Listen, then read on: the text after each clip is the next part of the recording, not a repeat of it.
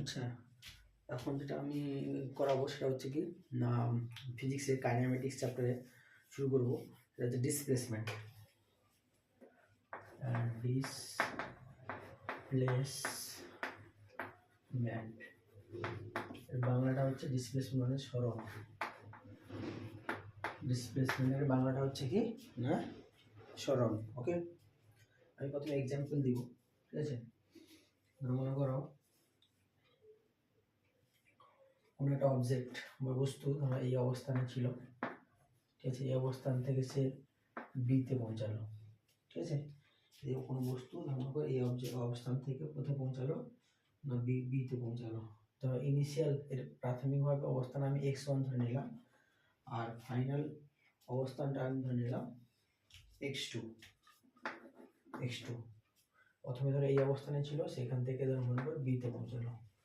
এবার বিতে পৌঁছালে এটা হচ্ছে তার প্রাথমিক অবস্থান x1 এবং ইনিশিয়াল অবস্থান ধরো x2 ধরলাম। তাহলে সরণ কত হবে?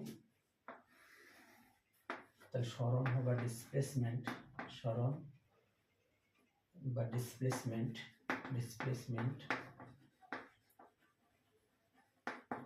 আমরা এটা ডেল্টা এক্স ধরে নেব। ডেল্টা এক্স সমান হচ্ছে কি x2 মাইনাস x1।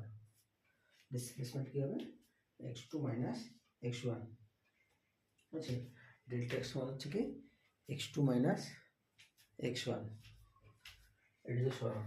তাহলে ডেফিনেশন, তাহলে সরণটা কি বলা হচ্ছে? তাহলে সরণ বলতে আমরা কি বলবো না, কোনো বস্তু যদি তার ইনিশিয়াল পজিশন থেকে যাত্রা শুরু করে এবং সে একটা অন্তিম শেষ অবস্থানের মাঝখানে যে দূরত্ব সেটাকে বলা হবে সরণ বলা হবে, ঠিক আছে?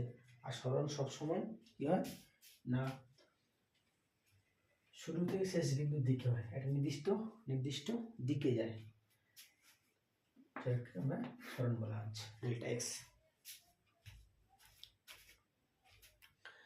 এবারে কি হচ্ছে, যেহেতু সরণটা হচ্ছে কি একটা এ থেকে বির দিকে যাচ্ছে, একটা নির্দিষ্ট দিকে যাচ্ছে, ডিরেকশনে যাচ্ছে, সেই জন্য সরণকে বলা হচ্ছে সরণ হচ্ছে বা সরণ বা ডিসপ্লেসমেন্টকে বলা হচ্ছে ভেক্টর কোয়ান্টিটি, ভেক্টর রাশি।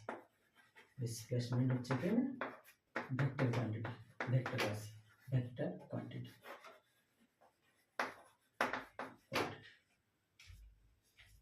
আর ভেক্টর হচ্ছে ভেক্টর কোয়ান্টিটি মানে হচ্ছে ভেক্টর কাকে বলা হবে যে সমস্ত রাশির ক্ষেত্রে, ফিজিক্যাল কোয়ান্টিটির ক্ষেত্রে যাদের ম্যাগনিটিউড এবং ডিরেকশন থাকে, মান এবং দিক দুটো থাকবে, সেই জন্য তাদেরকে বলা হচ্ছে ভেক্টর রাশি।